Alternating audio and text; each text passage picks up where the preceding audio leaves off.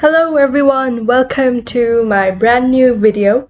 So all of you listening out there, you all want to give the GRE? Well, if you do, then you've all come to the right place.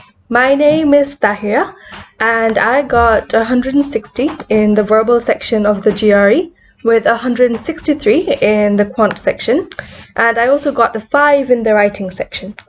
So I was aiming for a score of 320 for my graduate admissions universities, and I ended up getting 323, so I'm very happy about that.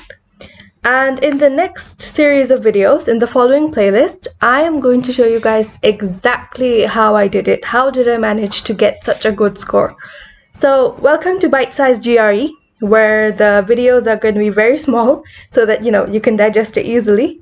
And let's get started.